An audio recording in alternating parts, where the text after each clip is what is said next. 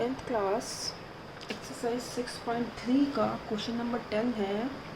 C D और जी H क्रमशः कोण ए सी बी और ई जी एफ के ऐसे समद्विभाजक हैं कि बिंदु डी और एच क्रमशः त्रिभुज ए बी सी और त्रिभुज एफ ई जी की भुजाओं पर स्थित है। यदि ये त्रिभुज समरूप है इस त्रिभुज के तो सिद्ध करना है ये तीनों कंडीशंस। तो देखो, सबसे पहले तो हम त्रिभुज बनाएंगे इसमें, क्योंकि हमें फिगर इसमें नहीं दी है। अब इसने दिया है त्रिभुज ए बी सी और एफ ई जी। सबसे पहले ये ट्राइंगल बना लेंगे।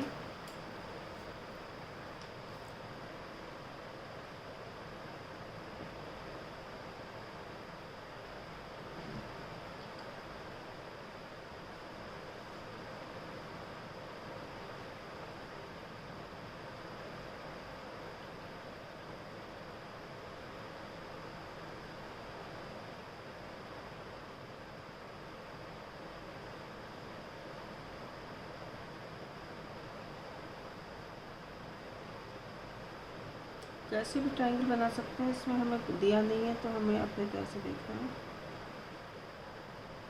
ये ए बी सी और ये डी एफ ई जी। अब इसमें ये देखना है कि हमें इसके नाम कैसे रखने हैं।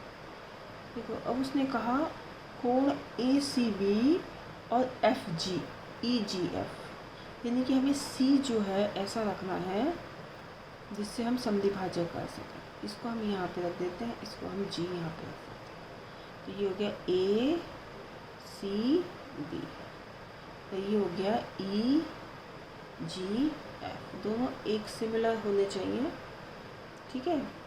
अब उसने कहा कि अब इसको देखें, सी डी और जी एच क्रमशः कोण ए सी बी के और ई जी एफ के समद्विभाजक है, यानी कि सी डी इसका समद्विभाजक हमें खींचना है।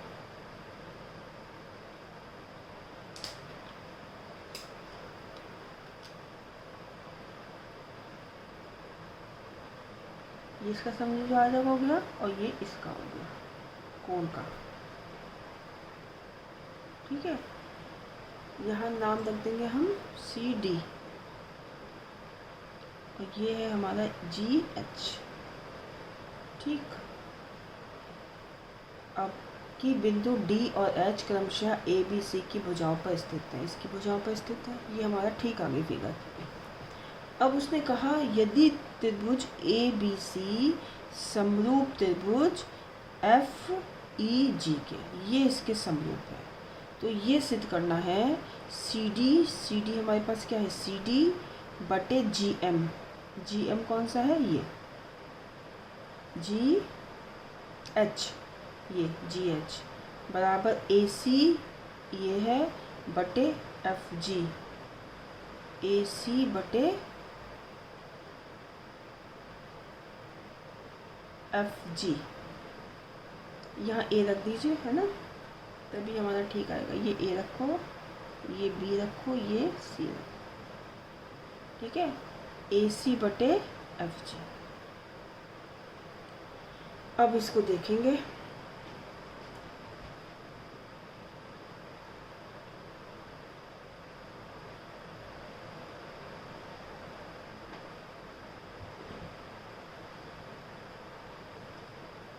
अब देखो, सबसे पहले तो हम जो दिया है वो लिख लेते हैं, है ना।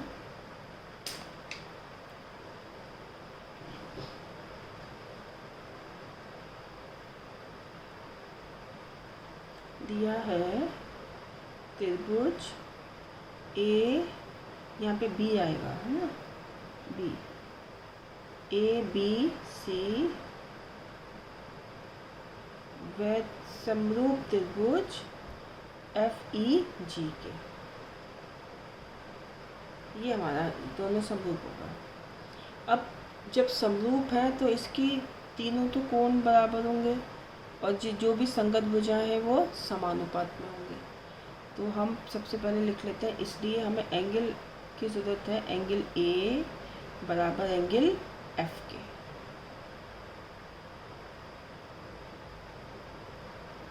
एंगल बी बराबर एंगल ई के।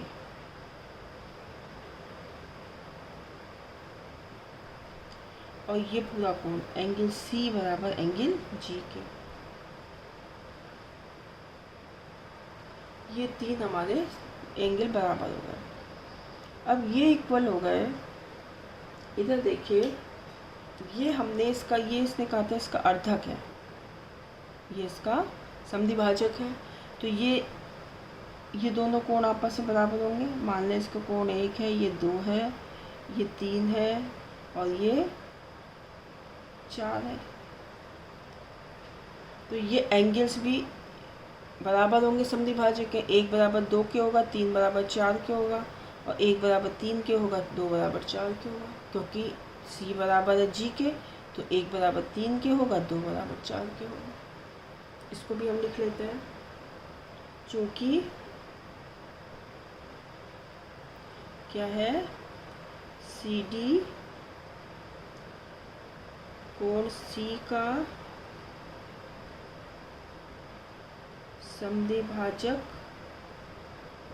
है, तो इसलिए एंगल 1 बराबर एंगल 2 के। ठीक।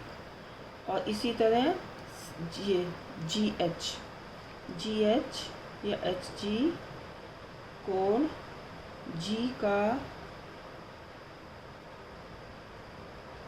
समद्विभाजक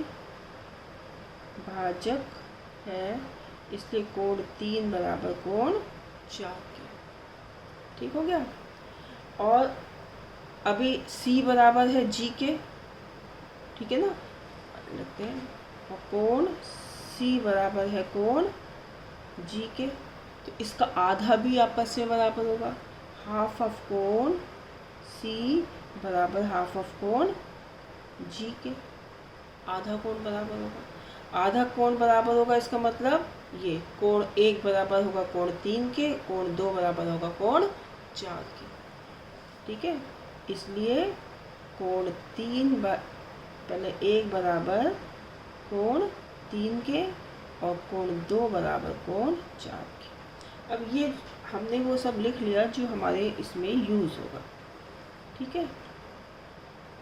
अब हम इसके वो लेते हैं कि हमें क्या क्या प्रूव करना है। तो पहला हमने प्रूव करना है सी डी बटे जी एच बराबर ए सी बटे एफ जी। ये देखो कहाँ पे है, सी डी ये रहा और जी एच ये रहा, जी एच ये रहा, है ना, और ए सी ये रहा और एफ जी ये रहा। यानी कि हमें इन दोनों ट्राइंगल्स में लेना होगा, इसमें सी ए डी सी में और इसमें।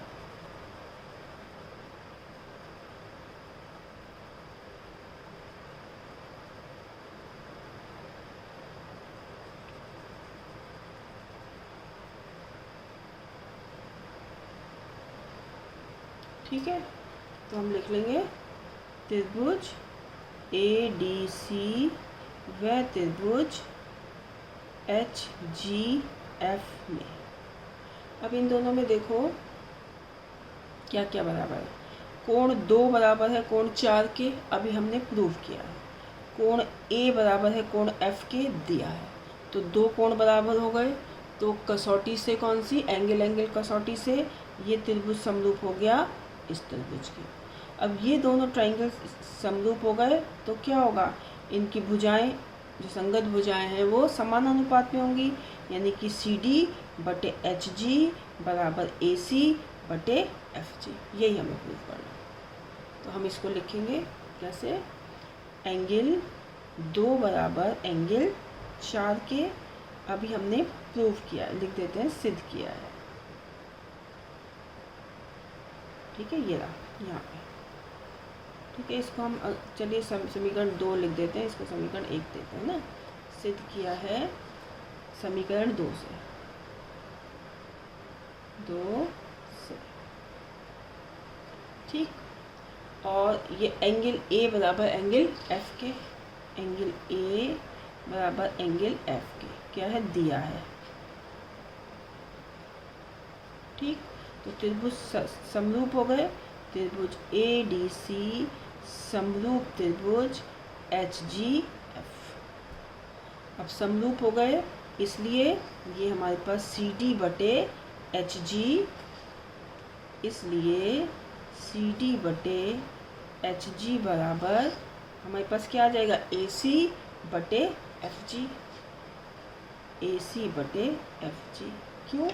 समरूप त्रिभुजों की संगत भुजाएं समान अनुपात में होती हैं। समरूप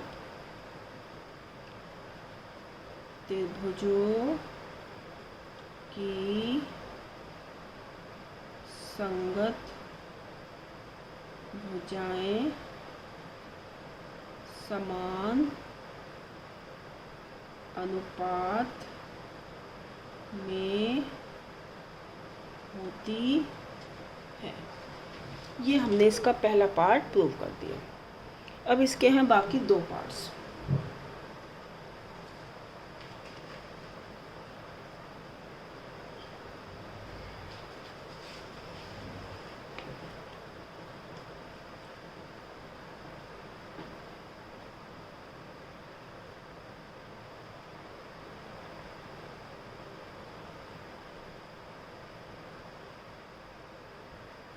सेकंड पार्ट है हमारा त्रिभुज डी सी बी समरूप त्रिभुज एच जी ई। अब इसमें देखिए डी सी बी कहाँ पे है।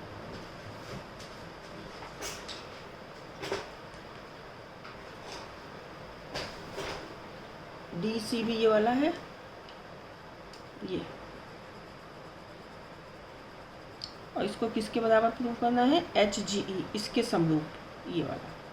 तो जिसके हमें समरूप प्रूव करना है उसी के दोनों ट्रायंगल्स में ले लेंगे। तो ले लीजिए, क्या कहेंगे, त्रिभुज डी सी बी व त्रिभुज एच जी ई में। ठीक है, इन दोनों त्रिभुजों में ये देखिए एंगल बी बराबर एंगल ई के दिया है, गिवन है।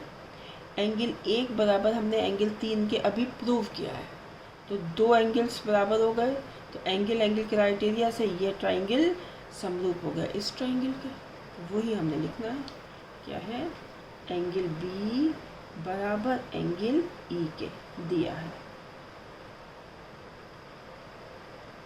और एंगल 1 बराबर एंगल 3 के सिद्ध किया है।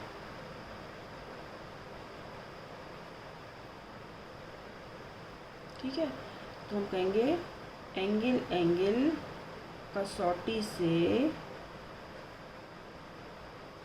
त्रिभुज डी सी बी समरूप त्रिभुज एच जी ई के। ठीक है, अब यही हमें प्रूव करना था, प्रूव्ड।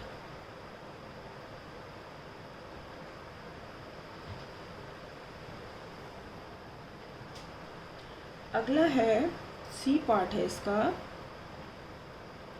क्या है, त्रिभुज डी सी ए समरूप त्रिभुज एच जी एफ के।